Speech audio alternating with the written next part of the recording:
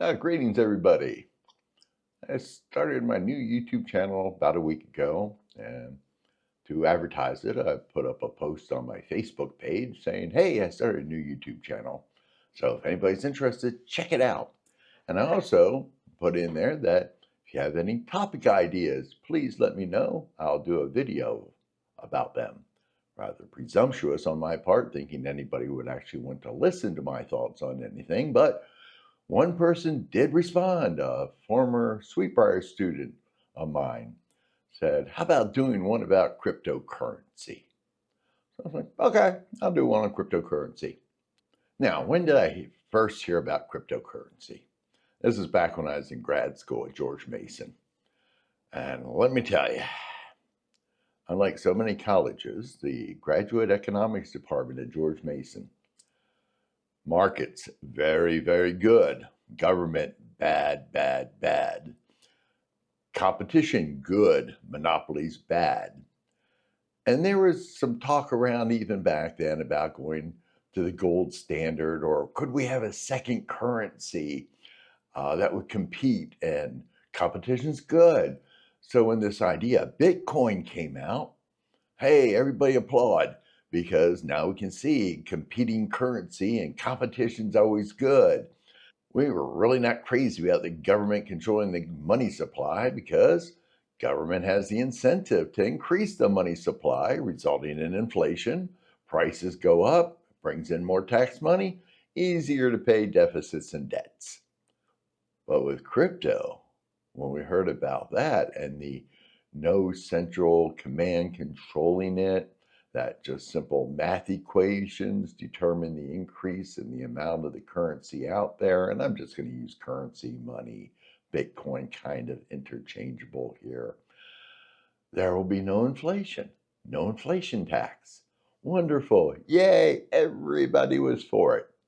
Now, I had about 10, 15 years on most of my fellow students at Mason. So I was thinking about, well, how would this actually work? And the first thing I thought about was competing currencies. What the cashier would have to have plenty of extra spaces in the drawer for the different currencies now, and would they have to post prices in two different types or three different ways of putting in the actual prices? I just thought it'd be, yeah, it's one of these things that sounds good in theory, but in practical application, I just wasn't so gung ho about it. Now, if there was a 1-to-1 exchange rate, that wouldn't be much of a problem. Down in Argentina, they had something called the currency board, where you go in to buy something. What's the price? 10. 10 what? Pesos? Pesos, dollars, exactly the same. That lasted 2 or 3 years. But keeping an exchange rate like that kind of kills the whole idea behind having competing currencies. Now, my former student didn't ask any specific questions about cryptocurrency.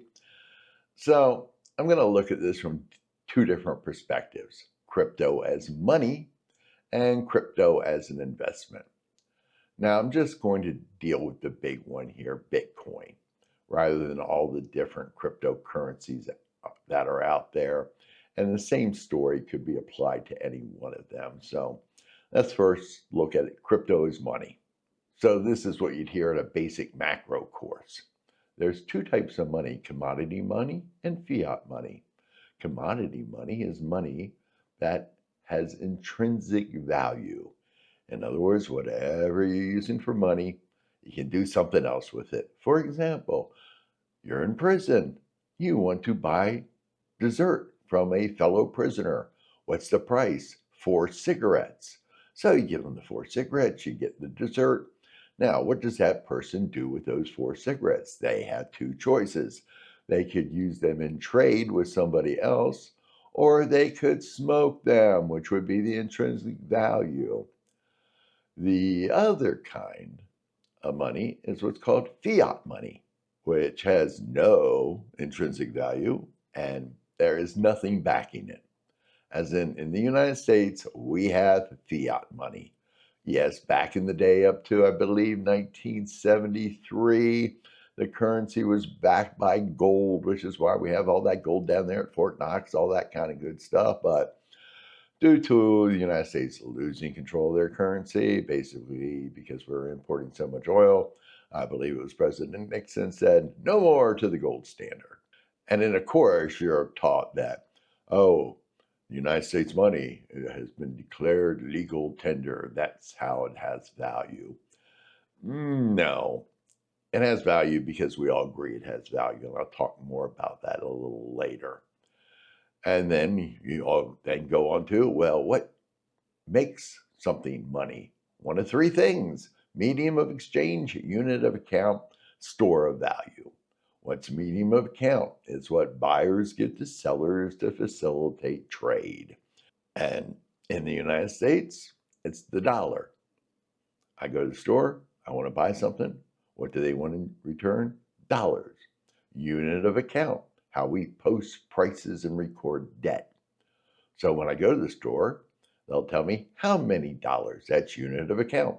And the last one being store of value. That allows you to postpone consumption into the future. In other words, I'll get paid from my job. I don't have to spend it right away. I can wait months, years, days, whatever. So, store of value. So I started doing some research on cryptocurrency, basically Bitcoin. How well does it work for the medium of exchange right here in beautiful downtown Tucson, Arizona? So I looked it up. 55 places in Tucson will take Bitcoin. The vast majority of them are ATMs. And the only place you can actually spend Bitcoins are in about 10 restaurants and only for online orders. And then I also looked up, well, what about national chains? And you can go to Bitcoin and it says, oh, accepted at 250 different merchants and stores and things, and places like Home Depot and Amazon. So I clicked on a couple of them. Most of them, what I was seeing was, yeah, you can spend Bitcoin here, but you need a separate app. We don't take it straight out. So, medium of exchange here in Tucson, there's not really that many places. And I started wondering, and this is based upon quick little story I want to tell you. I used to work at a convenience store. This was like 30, 40, 50 years, not 50, but many years ago. Had a customer, came in every week, drove a brand new Trans Am. Woman, about 40 years old. And once a week, she would come in to buy what were called money orders.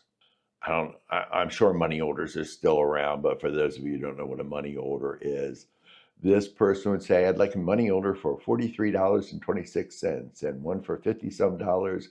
She'd give me this whole list. So I'd take her money. There's this little machine. You put the individual money orders in, pulled the handle, and that would make a print on it, hand it to her. So, and this is a real pain. It would take 10 minutes for this customer, and you had other customers coming in and things like that.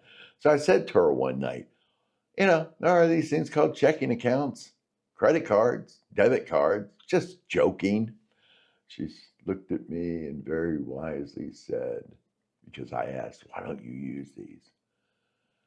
Because if I used money orders, the government doesn't know how much money I'm spending, which is one of the great things about Bitcoin, that there's no way to track it. And then I was talking to Melody tonight and saying, hey, I looked up where you can spend Bitcoin, all this kind of stuff, and it's mostly restaurants.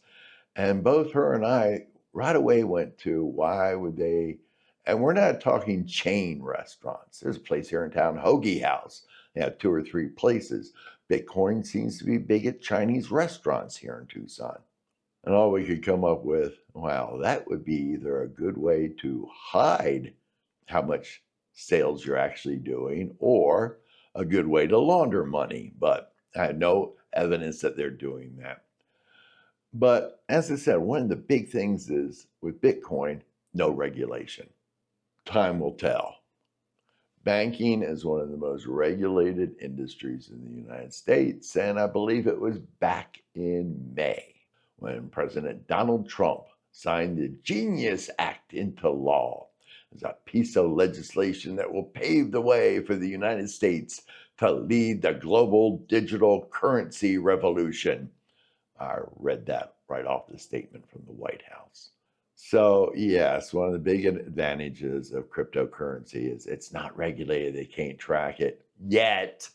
Once the government opens the door to, hey, let's have some regulation, let's get involved with this, I think you're going to see a lot of regulation. So that whole benefit is going out the window.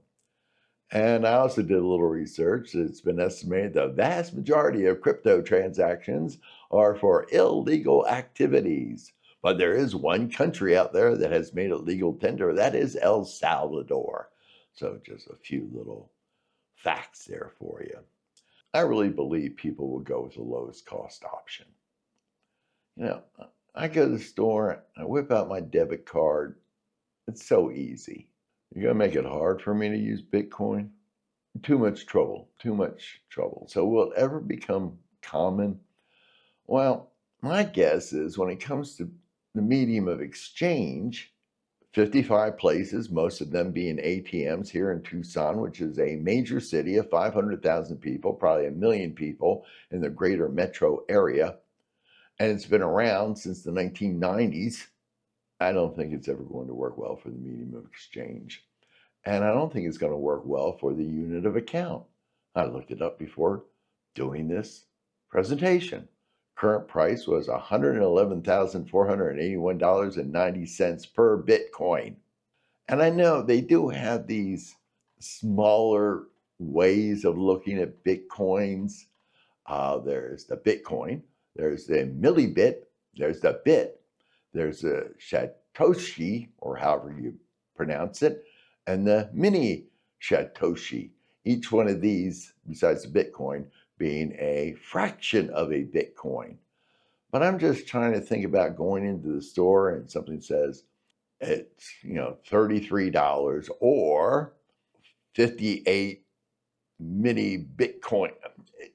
How am I going to understand the relative currencies, the relative prices between these two? As far as it becoming the money supply, I don't have a lot of confidence. And if you're enjoying what I'm saying about this, you're finding it kind of interesting, do me a favor. It takes 2 seconds. A little subscription button right here below the screen. How about clicking on it? Maybe hit the like button. I'd really appreciate it.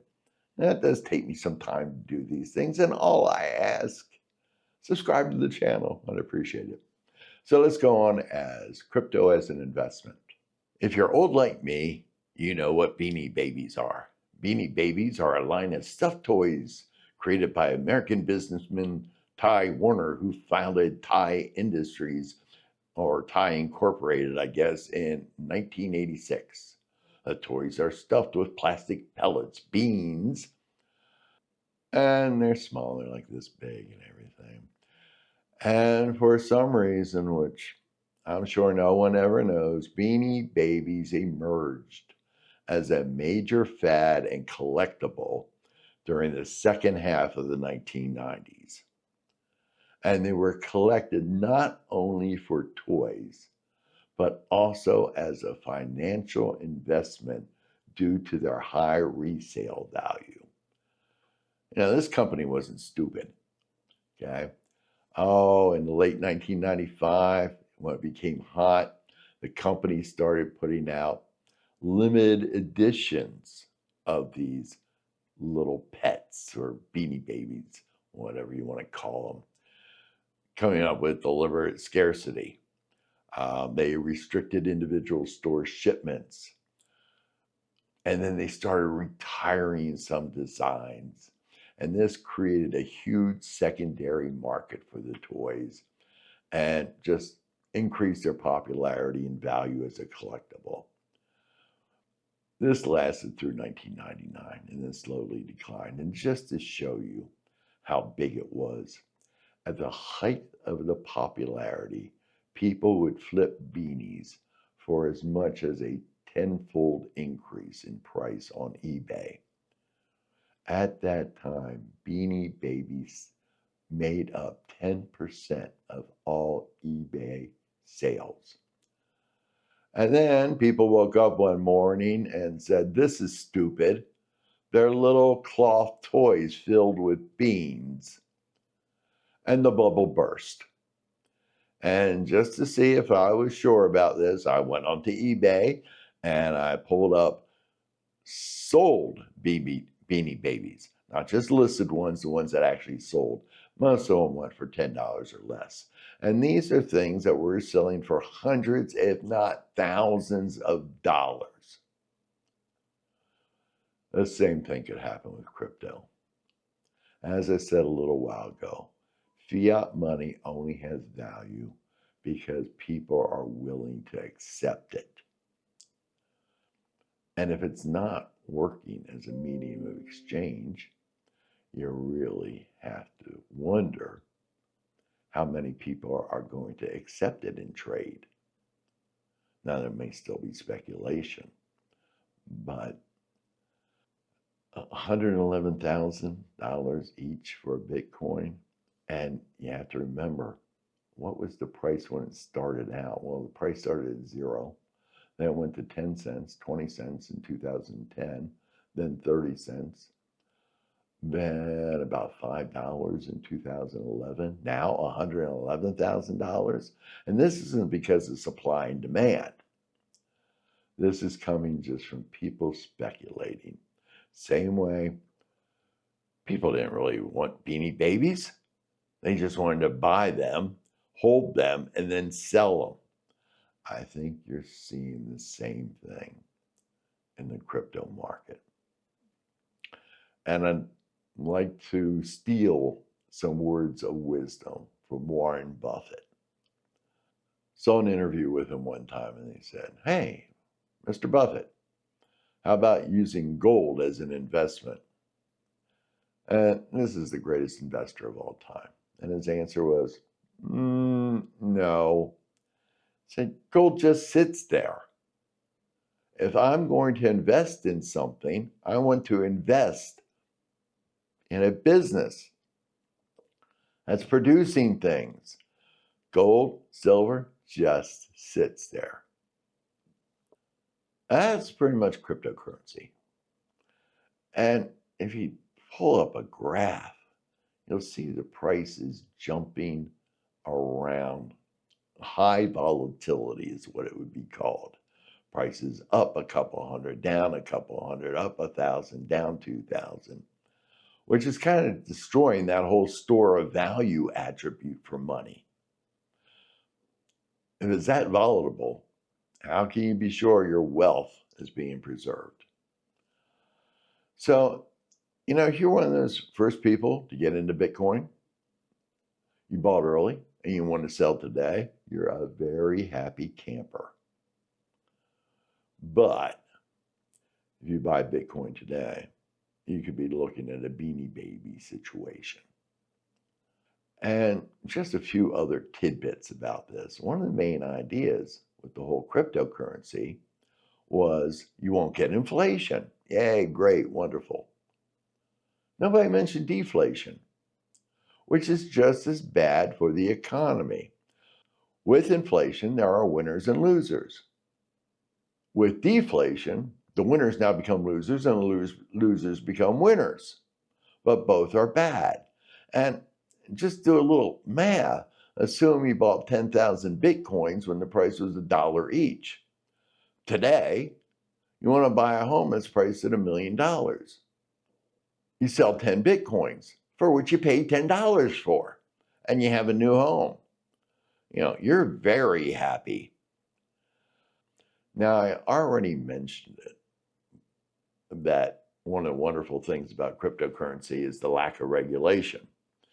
And assume it stays unregulated, I get very nervous at a 100% computerized system. 100% computerized, which means it's open to hacking. Now, somebody could hack my bank, but I'm going to have recourse to that. I'm going to get my money back. The money's insured and everything. And I've seen too many stories about ripoffs with current crypto exchanges and stuff. It's like the Wild West. Do you really want to be taking on that risk? And I'm a microeconomist. There might be other arguments about crypto that I'm not aware of. I'd like to hear it. And if there's any economists listening, I've been thinking about this one all day. Gresham's Law, classic thing you'll learn in economics. Bad money drives out good money. Can this be applied to crypto? And which would be the good money and the bad? The current US dollar, for example, or the crypto? I'm not sure. Now, that theory was applied to commodity money. Could it also be applied to fiat money? There's a paper topic if anybody needs it. Hopefully, I've given you something to think about. It's basically my thoughts on cryptocurrency, what I know, and bottom line is good idea, cute idea. In theory, would work really good. Competition, good. Take the monopoly power away from the government with the money supply. Practicality, I have my doubts. And to me, just too risky.